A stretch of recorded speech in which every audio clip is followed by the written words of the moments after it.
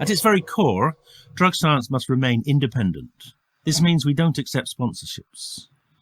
It's with the support of the drug science community we're able to do this and make the podcast in the first place. If you're able to become a drug science community member and support the show, you too will be supporting the dissemination of evidence-based drug policies. Without you, none of this would be possible. For anybody interested, there's a link in the show notes. Thank you. Hello and welcome to the Drug Science Podcast with me, David Nutt. Here we're bringing together experts and activists for a rational, honest and informed conversation about drugs. Well, hello and welcome to another edition of the Drug Science Podcast. And today we have a rather special guest, someone who's very famous, but who's recently gone from being a television and radio presenter and producer and celebrity, I suppose you'd call her, to a cannabis activist, or at least someone with an interest in cannabis. Her name is Melanie Sykes, and she's going to tell us all about her journey into the world of cannabis and also, I think, autism. Is that right, Melanie? Yes, I've been diagnosed with autism at the age of 51. I was diagnosed in November 2021, so not long ago now, and it's been a mind-blowing few months, actually. Some of it difficult, some of it joyful, all of it amazing, because to be autistic, I feel, it's been an explanation as to all my sensitivities that were unknown to me for so many years. So the realizations that go along with that have been painful because of the things I've endured. Well, you mean reliving them, having to... Well, just going through my life and looking at all of my sensitivities and how they were disregarded, trounced all over. My openness has meant that I've been susceptible to abusive, and I've had a private life. I mean, you talk about my celebrity and obviously that makes me cringe because it would, but I've had a private life within that and it's not been easy. So I've had to go through and unpick all of that.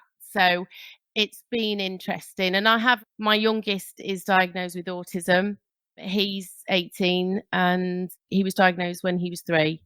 And my eldest, now we look at him and he probably is on the spectrum as well. My father was, and we didn't really know it, but it's so blooming obvious when we look at my father's characteristics. So yes, it's of no surprise, although it was a surprise at the same time. So unusual and life-changing, shall we say. So your son was diagnosed at 3. So you had 15 years of working with your son. And then was there a sudden realization in you? Well, no, I mean, obviously how a 3-year-old presents autism is very different to how I would have been as a grown woman. And also women present differently. And also there is a whole list, isn't there, of behaviours.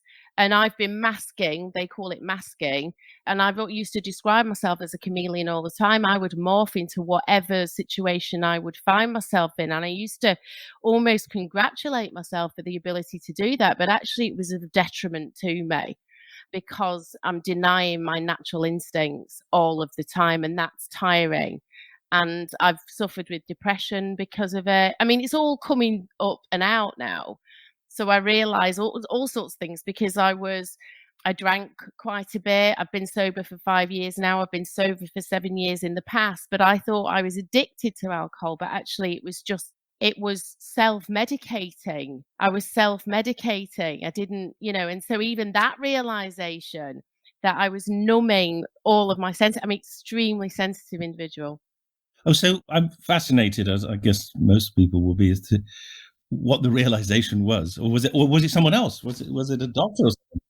It was somebody else. Somebody that I've been introduced to. He's called Harry Thompson. He's autistic and he works in that world. He helps children who are autistic access their education, and he works with parents as well. And I was put in contact with him from somebody from the BBC in the hope that we'd do some kind of documentary about the education system. And he came over to my flat, we got talking, and he'd been with me not very long, and he said, I really think you're probably ADHD, it'd be good to get an assessment. And again, that made sense to me completely. And then he said, and while you're at it, why don't you get an autism assessment as well? And I suddenly thought, oh my God, he's he's got something here, because I'm not oblivious to my nature. I'm not oblivious to my behaviors. And it suddenly started to make sense even before I'd done 1 minute of assessment. I knew it was going to be a positive result. Well, let's talk a little bit more about that then. So what pointers would you give to other women who you feel, might have, like you, been carrying this knowledge inside them, but not exploring it or understanding it? Well, what were the pointers? Well, no, I had no idea I was autistic. I thought I thought I was just susceptible to depression. I thought that I had alcohol problems. I thought all sorts of things about myself. I've always been such a massive contradiction, because I'm actually extremely shy, but I'm also extremely talkative. And that seemingly doesn't go hand in hand, but one-on-one, I'm absolutely fantastic. More than one person, I become very self-conscious and shy. There's just so many factors that put me on and in the spectrum. It's hard to say, one or two things that might mean that because what I found as well is, since I've been diagnosed and been talking about it, people go, oh, well, I think I must be, because I do that. But you don't do everything, so you're not. But I do believe that, there are a lot of people who are neurodivergent. And the thing is with women, and I think one of the reasons why there's been such an escalation of late diagnosis in women, is because I honestly believe this, that culturally, when children are small, boys are very much, they're allowed to be themselves. They're allowed to be gregarious. They're allowed to be, so they demonstrate their autism quite obviously. Whereas girls are very much told, don't do that, be quiet. We are, even as adult women, we're told to behave a certain way, and anything outside of that is seen a little. I mean, the press, I think I'm some kind of loose cannon, because I don't necessarily stick to any role or rules that women are supposed to adhere to. So I think that women start masking extremely early, and therefore the diagnosis it just doesn't come. And you get very, very skilled at pretending that you're okay when you're actually not. And ironically, and sorry, like I say, I'm talkative, so please don't try to stop me if you want. Go. It's your podcast, not mine. No, it's yours. No. But anyway, yes, just to say that, it's been extraordinary, because I've ended up in front of a camera for both my careers. And I'm extremely self-conscious and not very good at public speaking, although like for something like this, I'm fine. But I do obviously get nervous before I do anything that is broadcasting. And when you've been doing it for, I don't even know how many years, I think it's 27 now. And, some people just really, really enjoy it. And I endure it because for the greater good, especially now, because I've changed what I'm doing.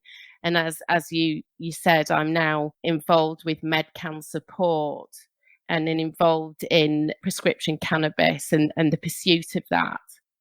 So the diagnosis helped you make sense of things. So do you want to tell us a bit about that? I mean, you've obviously touched on the drinking, and that was about drinking because you were anxious or depressed? Yes. Well, I used to say I used to drink to commiserate and drink to celebrate. I guess I was numbing my senses. So people, when you're famous as well, people look at you even more than they do if you're not, right? But even when I was younger, before I was famous, I was a model. And so, I was a beautiful young woman. So people would look at me and talk to me then as well. So all my life, I've been encroached upon by strangers, and it's been horrendous.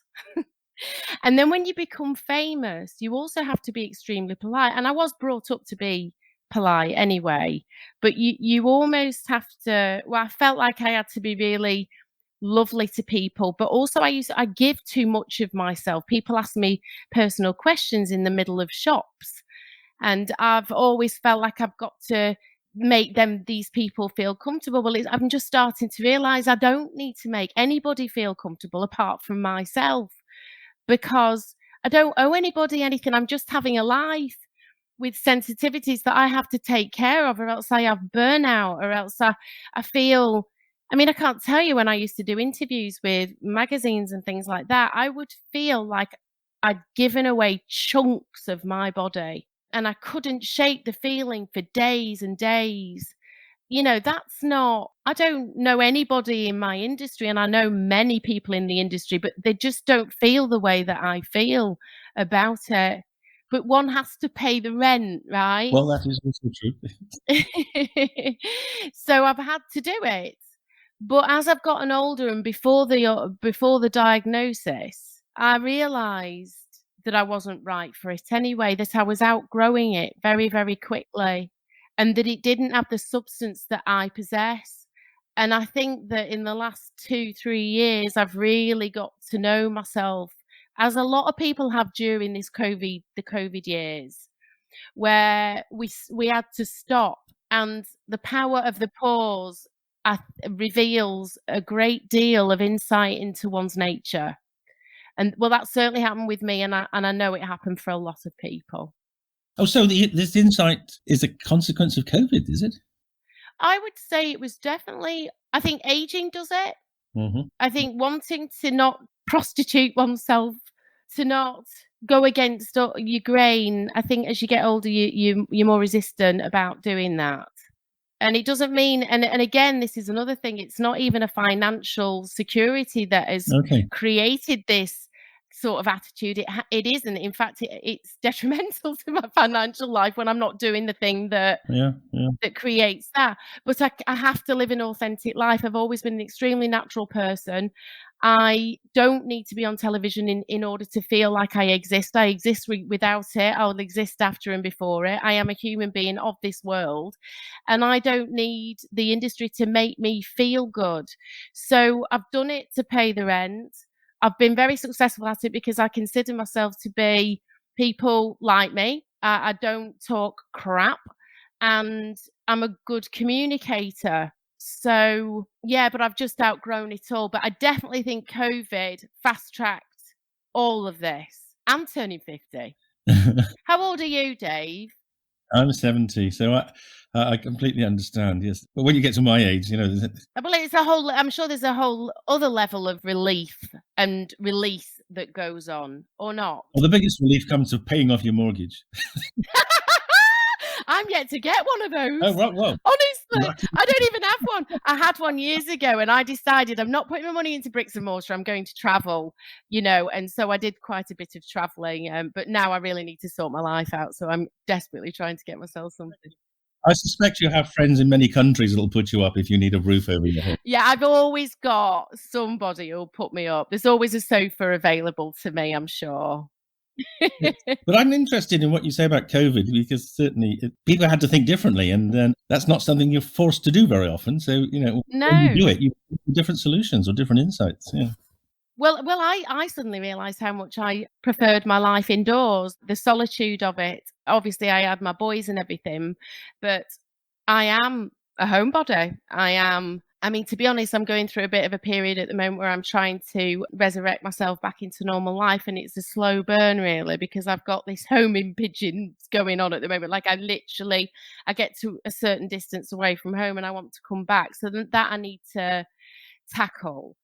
But I realised, why have I been running around like a crazy person? Why have I been tap dancing for money? Why have I been doing all these things that feel so alien to me?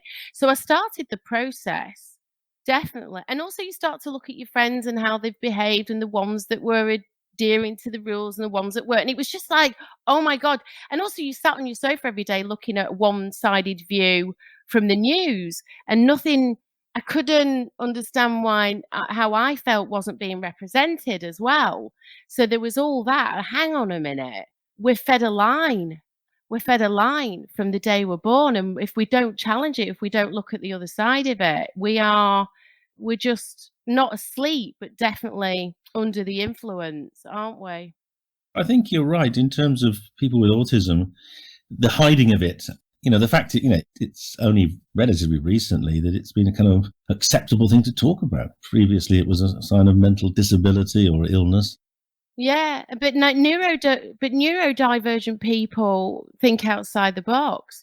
I mean, and that's fantastic and should be positively encouraged.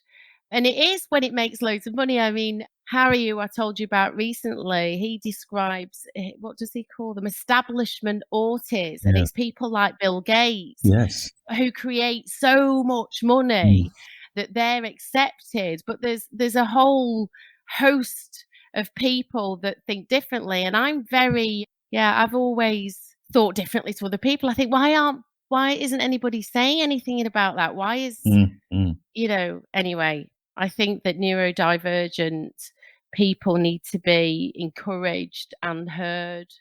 Yes, I mean, I think historically you're right. I mean, some of the most successful and remarkable people have definitely had autistic traits. I mean, look at some of the great chess players in the world. I mean, it's a skill that, you need a different kind of brain to be that good at doing it.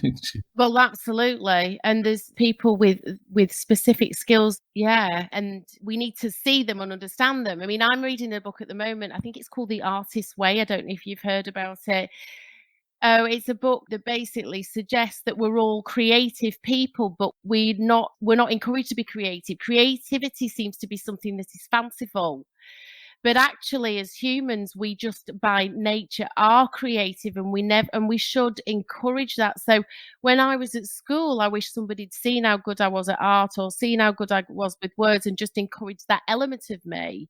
Instead, I ended up doing things that, I ended up modeling for 8 years. So it was neither here nor there, but I'm actually a creative, and I'm only just owning that at the moment, or even discovering that side of myself. And it's very exciting. Very exciting times, really. Yeah, I mean, giving people the opportunity to find out what they really are. That's a lot of education is about making people what we want them to be rather than what they could be. Yes, which is crazy, really, because if everybody was living on the planet doing what it is they were born to do, I think it would be a much happier environment. And I think the world would be a better place. So I'm interested to know, was your father still alive? Yes, he's still alive, When you went back and said, Dad, I can't believe to tell you. Well, I haven't actually spoken to him about I haven't actually spoken to my dad about it. I've spoken to I've spoken to my mom and my sisters and everything, but not actually had a conversation with my dad's not good on the phone. So, and I've not been up north for a while because of the COVID situation. Everybody's been, come down to see me recently, but I haven't been up there. But, it's so obvious that my dad his specialist interests really are politics and brass bands. I mean, he's a conductor, composer, a player. He taught all of us to read music. Socially, he's not great, but if you get him on the topic of either of the things that I've just described to you, we can just endlessly talk about them. Yeah, so it was obvious, but it wasn't identified then. And so I'm proud of my dad because I think he's done extremely well with his life, considering he had no idea that he was autistic. Just say that I know he's explored that and talked about it with my mum now, and it's sort of obvious to him that that's what the deal is. I often wonder whether Mozart was autistic. I mean, the ability to just remember music, remember every piece of music anyone else has written as well as himself. And yeah, I mean, but that's the thing as well. It is a little bit of a fallacy that everybody is obviously a genius that's autistic, but it's the ability to think outside the box. I can't really express it any more than that, really. And also, I think autistic people tend to say what they mean because a lot of people don't say what they mean, and I find that extraordinary. I've always struggled with that, and because if you question somebody who says something and they go, "No, I don't mean it like that," I'm like, "But that's what you said." "Yeah, but I didn't mean it like that." Well, how am I supposed to know what you mean if you aren't saying what you mean? And autistic people do say exactly what they mean. So what sort of brain is it better to be explicit about what it is you need and what it is you want and what it is you think than to fudge it? What's better?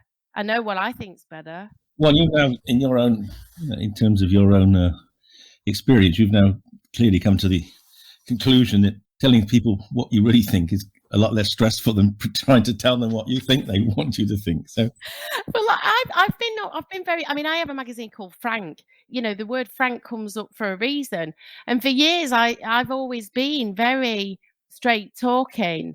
And I've thought it was a cultural thing. Maybe, Northerners are like that, but that's not true. Some Northerners aren't frank and straightforward, straight talkers. But for years I thought that was very much just part of like my cultural background, but it is obviously my autism, and I'm not afraid to tell the truth about things because the alternative is a lie, and it doesn't create the right opportunities for you, and your world isn't the world that you want to be in if you continually tell lies. No, and I think isn't that one of the challenges with autism, is it trying to learn the rules of what's quite complicated rules of social engagement. Yeah, and that's the point, is I don't want to learn any rules, because who put those rules in place? Those rules are not my rules. I am a human being with my own right to say and do and behave how I want, as long as it's, I'm not rude, or there shouldn't be a conformity. I don't see why I have to conform to somebody else's idea of what is acceptable when I'm not hurting anybody. Yeah, so that's what school is for autistic kids, though. It's you will fit into this box, and if you do not, you're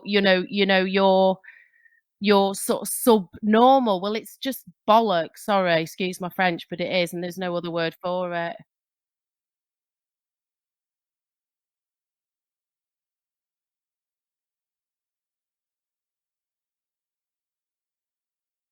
I can completely concur with you. As you know, I'm very interested in, I think on the shelf behind me, there's a book about drink. I'm interested in, the fact that so many people turn to alcohol to deal with anxiety and stress and depression.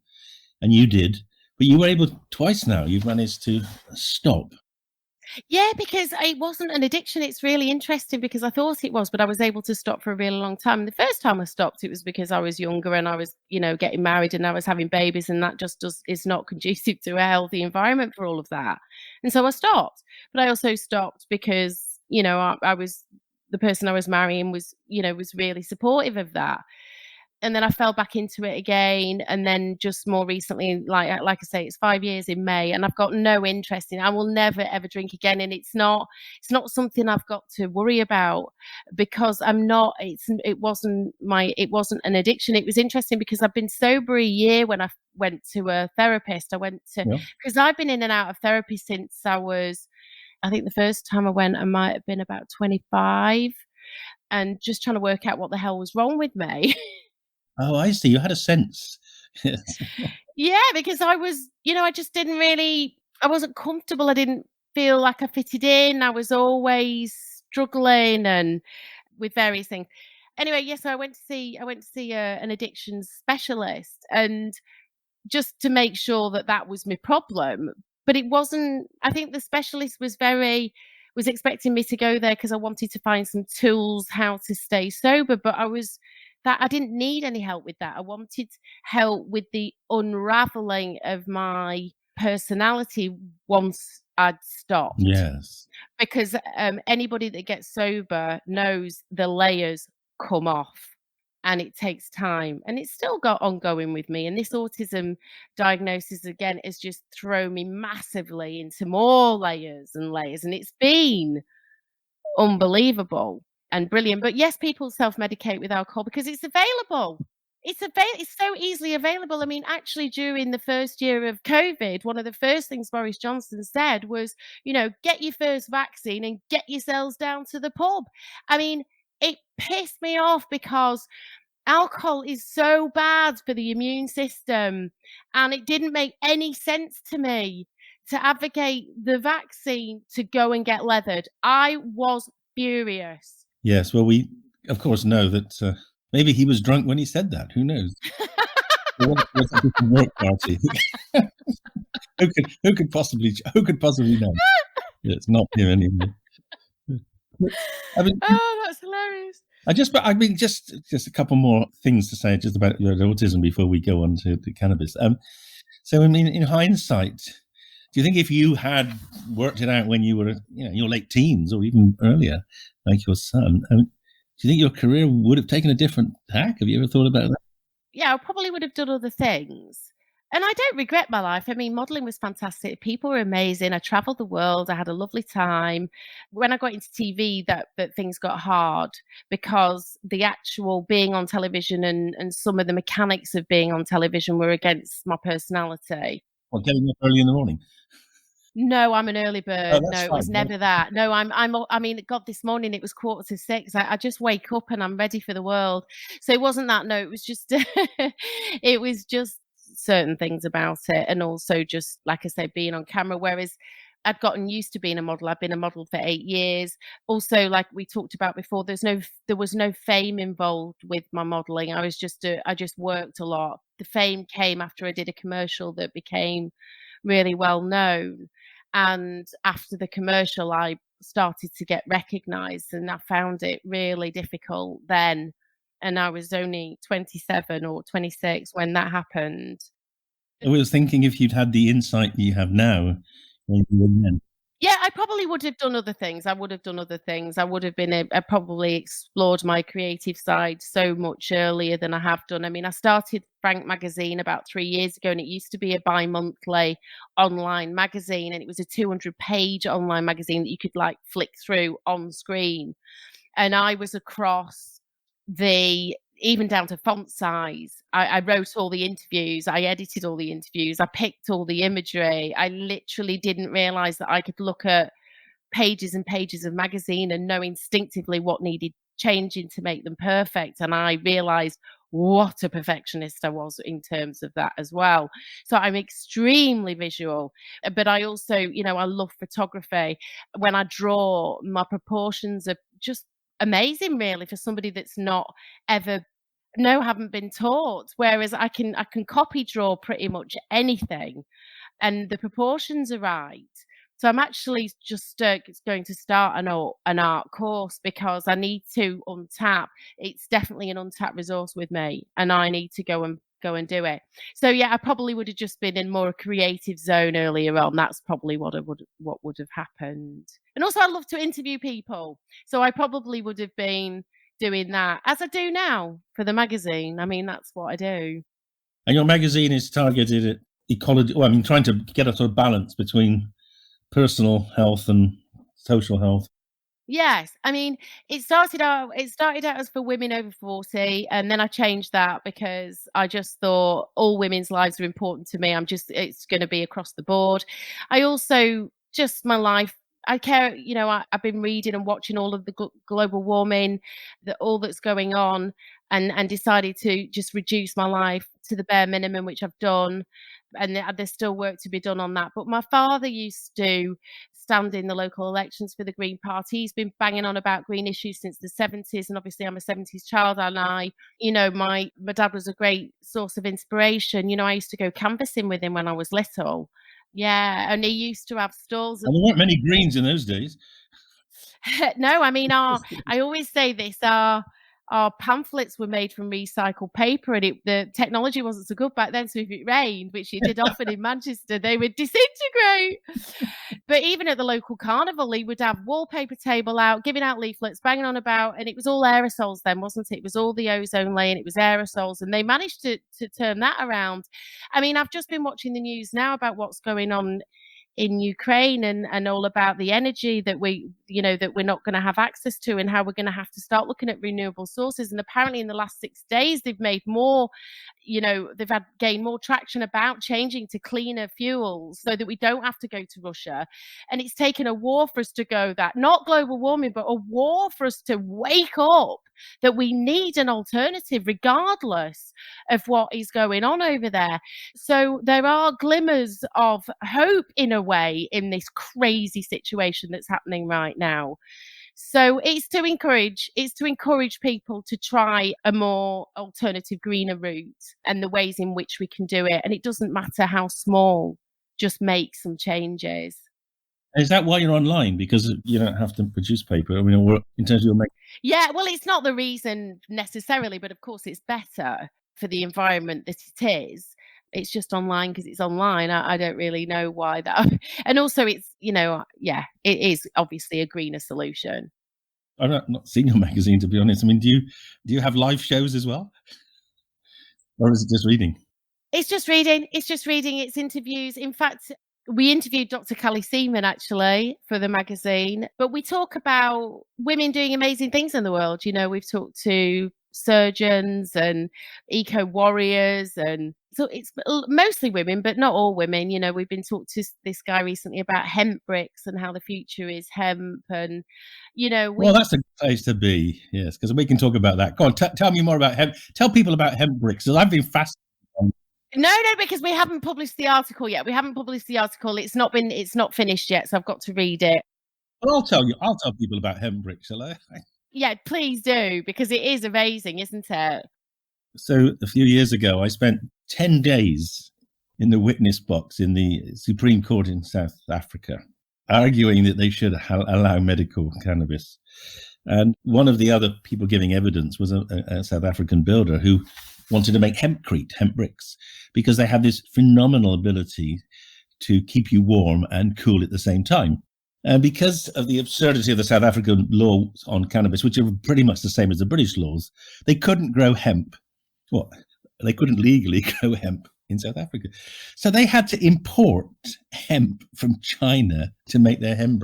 And they had to get a license. I mean, and you just think the absurdity of the drug laws, which is, you know, a country like South Africa really does need cheap, effective building materials. Yeah. And it is crazy. It is totally crazy. But it's changing, and you're helping change it. So tell me about your interest in cannabis beyond hemp. Well, I hope so. I feel like sometimes I support them from afar, because the guys at Medcan are warriors. You know, there's Hannah, Deacon, Matt Hughes, and Calais. What happened is, I'll try and tell you this story very, very. Yeah, tell me the story, because I don't know how you got into Hannah. Yeah, so my friend Tamsin Losais has cannabis oils. They're sort of a beauty oil that do wonders for the skin. And so she's an alchemist, and she'd been following Calais Seaman online and following on Instagram, and she thought, I'll contact her. So she's a scientist, she can have a look at my oils and see actually what it is that's in them that's making them so brilliant. And she got talking to Callie, and then she said to me, watch a documentary. It's on Netflix called Weed the People, which I'm sure you've seen. I have not, but carry on. You haven't? Oh my God.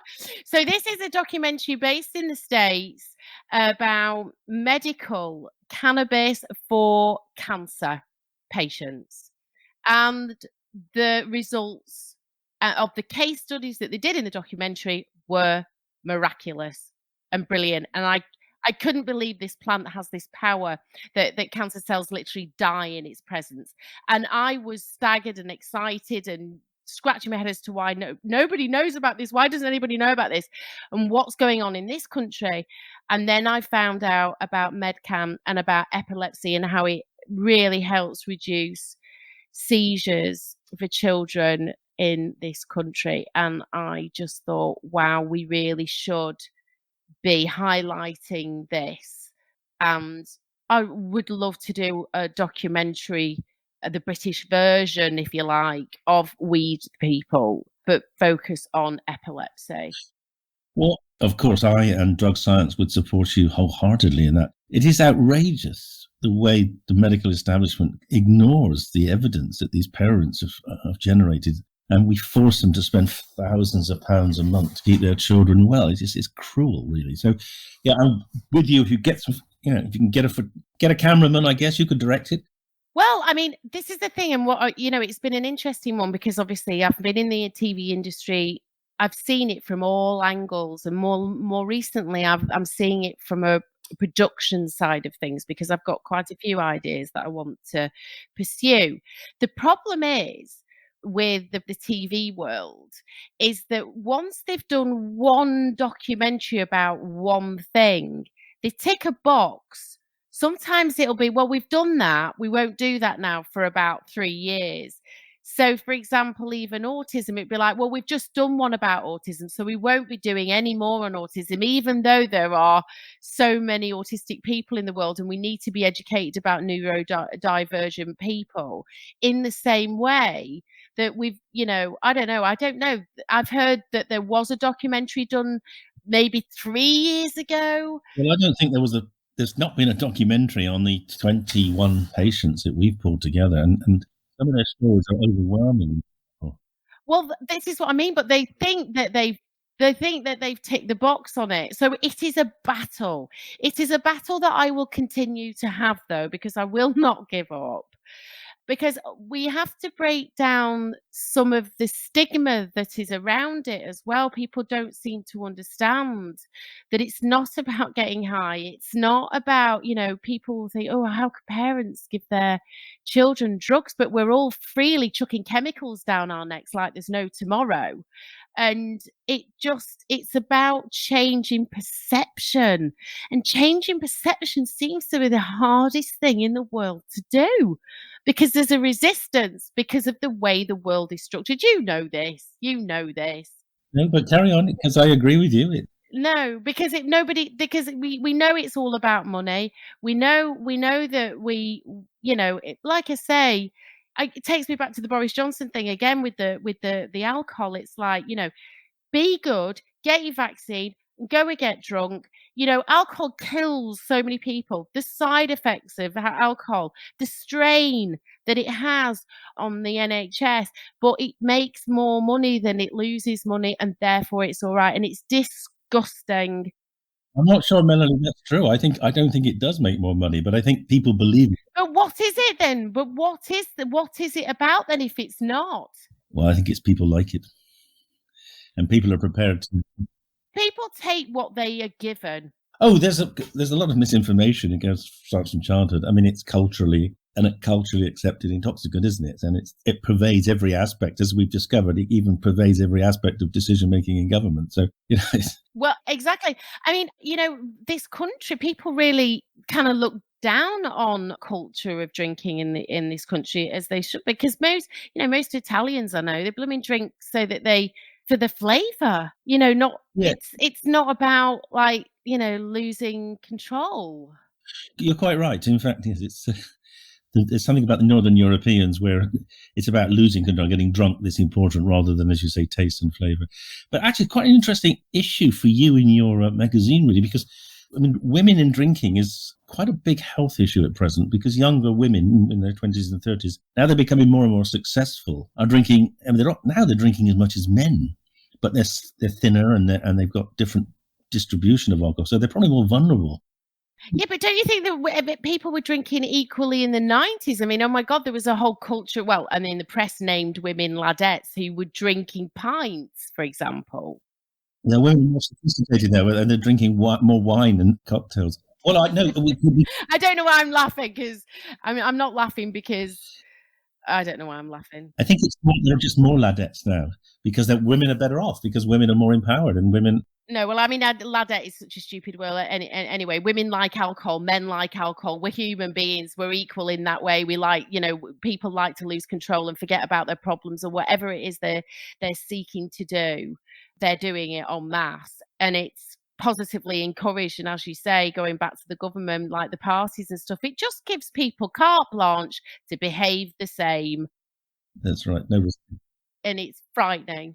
And that's why we need to approach it, from a different angle, because the role models are pretty poor. So we need to educate. But I have to say, Dave, I'm actually quite curious about what you said. You don't think they make more money from the selling of alcohol than the losses that they take treating the diseases that come from overuse of alcohol?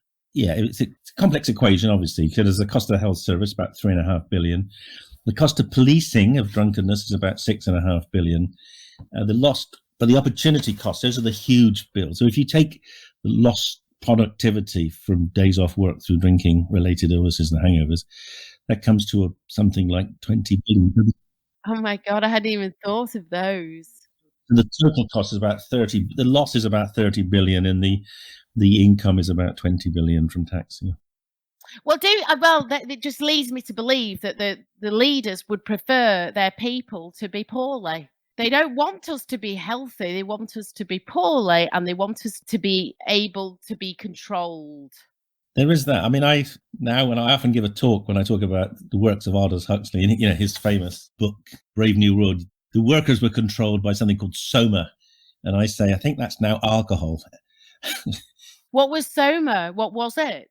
Well, there was never a chemical definition, but it was Soma. The name Soma comes from the Hindu drug, which is called Soma, which we don't know what it is. Okay. We think it was a cocktail, probably of a bit of cannabis, a bit of ephedra, a bit of a stimulant, maybe some magic mushroom juice. So it was a kind of powerful cocktail, which is why, of course, it was very much encouraged people to see things differently, which is why so many of the Hindu gods have got more arms than they should have. I think they hallucinated a bit under the influence of it. Oh, my goodness me.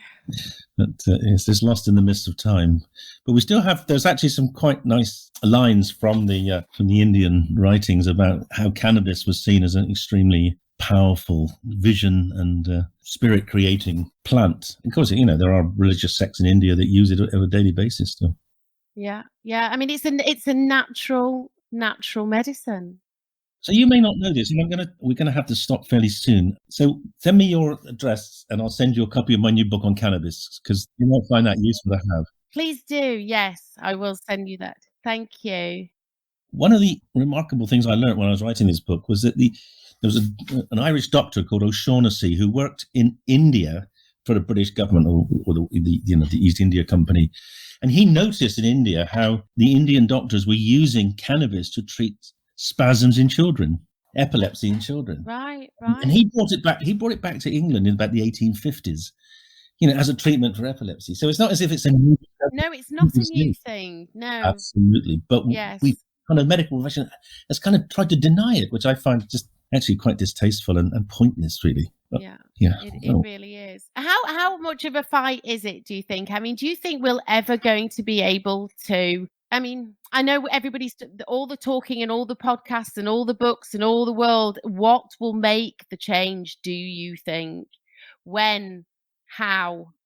Yeah, well, it'll be people like you who are not, who are coming to it independent of medicine, who are saying, look, from our perspective, why don't we give it a go? You empower your readership to challenge the doctors to see whether medical cannabis could be useful for them, and because it's effective against such a wide range of disorders, which I'll show you. You'll see in the book. Yeah, I look forward to reading it. But that's what they say with the interview with Callie. That she says in the interview that they'll offer sort of brain surgery before they'll offer the cannabis. It just doesn't make any sense when there's evidence after evidence to suggest that it relieves so much pain for these little children. It's heartbreaking.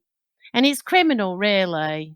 It is. It's a sad critique of the medical profession not being flexible. And I think partly it's because the discovery's been made by patients and parents rather than by doctors. And doctors are quite paternalistic. They like to tell patients that they know best. And when the patient comes up with a solution, the doctors often feel threatened. So we're doing a lot of education of doctors as well now to see if we can kind of break their fear or undermine their fear, reassure them that actually medical cannabis makes a lot of sense.